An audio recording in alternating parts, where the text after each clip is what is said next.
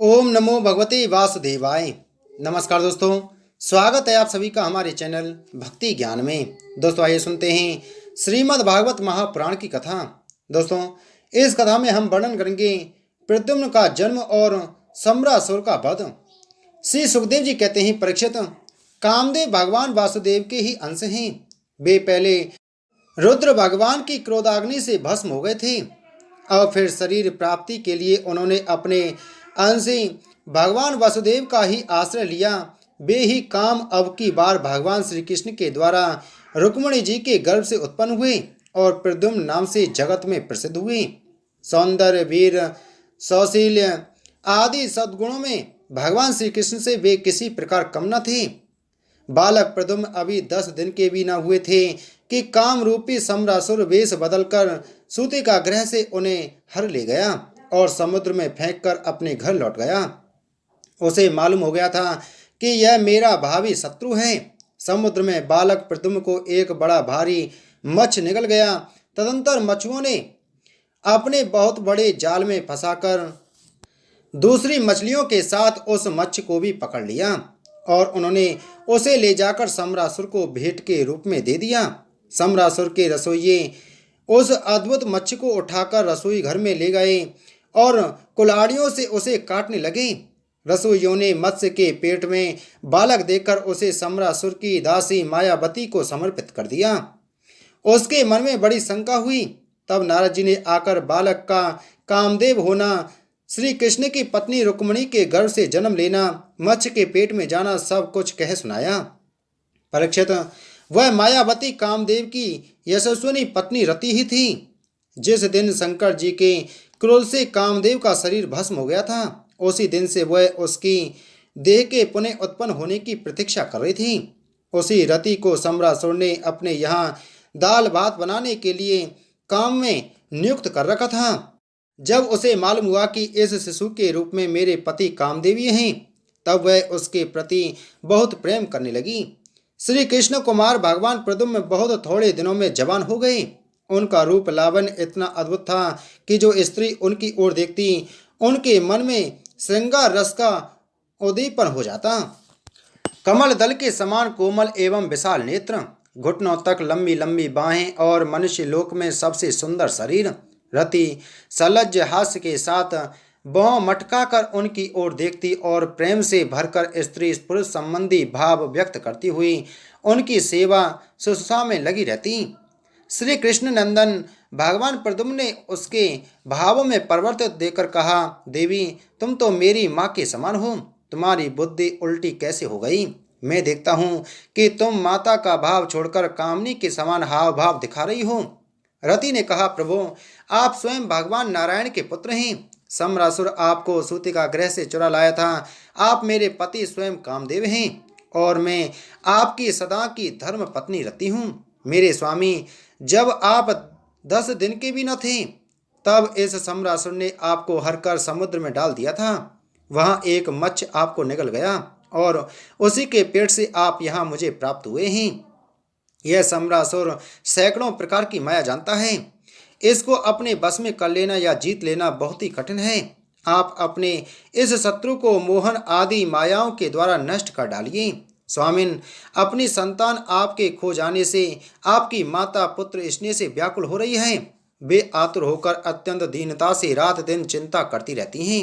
उनकी ठीक वैसी ही दशा हो रही है जैसे बच्चा खो जाने पर कुररी पक्षी की अथवा बछड़ा खो जाने पर बेचारी गाय की होती है।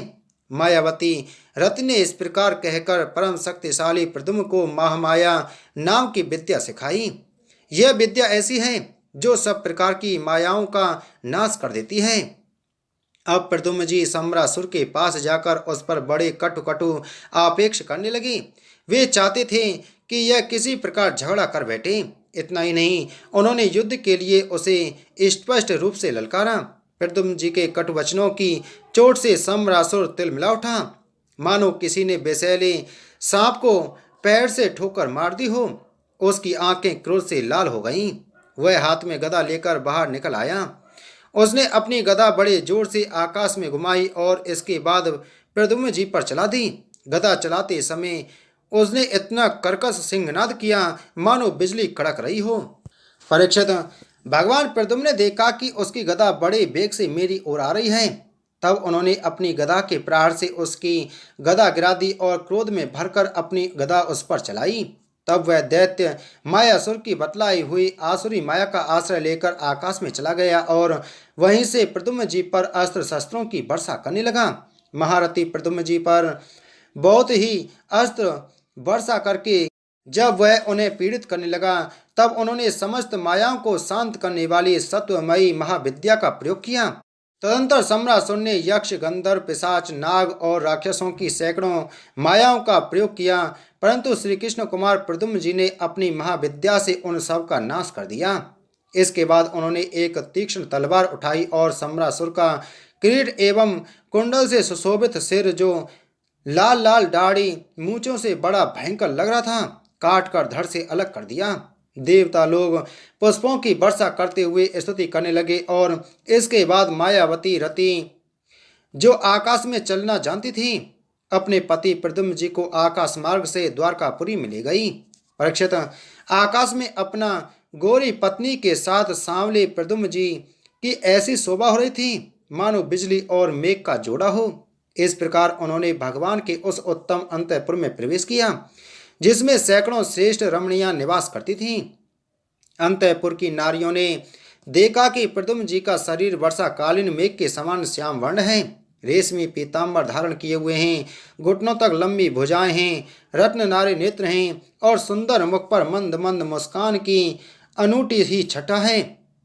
उनके मुखारविंद पर घुंघराली और नीली अलकें इस प्रकार शोभायमान हो रही हैं मानो भौरे खेल रहे हों। वे सब उन्हें श्री कृष्ण समझकर सकुचा गईं और घरों में इधर उधर लुप छिप गईं। फिर धीरे धीरे स्त्रियों को यह मालूम हो गया कि ये श्री कृष्ण नहीं हैं, क्योंकि उनकी अपेक्षा इनमें कुछ विलक्षणता अवश्य है। अब वे अत्यंत आनंद और विस्मय से भरकर इस श्रेष्ठ दंपत्ति के पास आ गईं। इसी समय वहां रुक्मिणी जी भी आ पहुंची। परीक्षित, उनके नेत्र कजरारे और वाणी अत्यंत मधुर थी।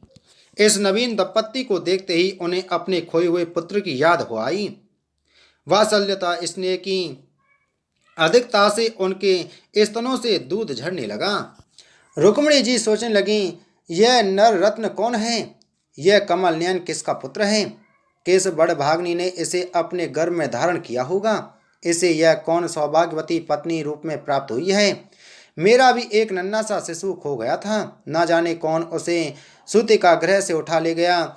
यदि वह कहीं जीता जागता होगा तो उसकी अवस्था तथा रूप भी इसी के समान हुआ होगा। मैं तो इस बात से हैरान हूँ कि इसे भगवान श्याम सुंदर की सी रूपरेखा, अंगों की गठन, चाल ढाल, मुस्कान, चितवन और बोल चाल कहाँ से प्राप्त हुई? हो ना हो यह वही बालक है जिसे मैंने अपने गर्भ में धारण किया था, क्योंकि स्वभाव से ही मेरा स्नेह इसके प्रति उमड़ रहा है और मेरी बाईं भाव भी भड़क रही है। जिस समय रुक्मिणी जी इस प्रकार सोच विचार कर रही थीं, निश्चय और संदेह के झूले में झूल रही थीं, उसी समय पवित्र कीर्ति भगवान श्री कृष्ण अपने माता पिता देवकी वसुदेव जी के साथ वहां पधारे। भगवान श्री कृष्ण सब कुछ जानते थे, परंतु वे कुछ ना बोले, चुपचाप खड़े रहे। इतने में ही नारद जी वहां आ पहुंचे और उन्होंने प्रद्युम्न जी को सम्रासुर का हर ले जाना, समुद्र में फेंक देना आदि जितनी भी घटनाएं घटित हुई थीं, वे सब कह सुनाई। नारद जी के द्वारा यह महान आश्चर्यमयी घटना सुनकर भगवान श्री कृष्ण के अंतःपुर की स्त्रियां चकित हो गईं और बहुत वर्षों तक खोए हुए रहने के बाद लौटे हुए प्रद्युम्न जी का इस प्रकार अभिनंदन करने लगीं मानो कोई मरकर जी उठा हो। देवकी जी, वसुदेव जी, भगवान श्री कृष्ण, बलराम जी, रुक्मिणी जी और स्त्रियां सब उस नव दंपत्ति को हृदय से लगा लगा कर बहुत ही आनंदित हुए। जब द्वारकावासी नर नारियों को यह मालूम हुआ कि खोए हुए प्रद्युम्न जी लौट आए हैं, तब वे परस्पर कहने लगे, अहो कैसे सौभाग्य की बात है कि यह बालक मानो मरकर फिर लौट आया। परीक्षित, प्रद्युम्न जी का रंग रूप भगवान श्री कृष्ण से इतना मिलता जुलता था कि इन्हें देखकर उनकी माताएं भी उन्हें अपना पतिदेव श्री कृष्ण समझकर मधुर भाव में मग्न हो जाती थीं और उनके सामने से हटकर एकांत में चली जाती थीं। श्री निकेतन भगवान के प्रतिबिंब स्वरूप कामावतार भगवान प्रद्युम्न के दिख जाने पर ऐसा होना कोई आश्चर्य की बात नहीं है। फिर उन्हें देखकर दूसरी स्त्रियों की विचित्र दशा हो जाती थी, इसमें तो कहना ही क्या है। बोलो श्रीमद् भागवत महापुराण की जय। बोलो श्री कृष्णचंद्र भगवान की जय।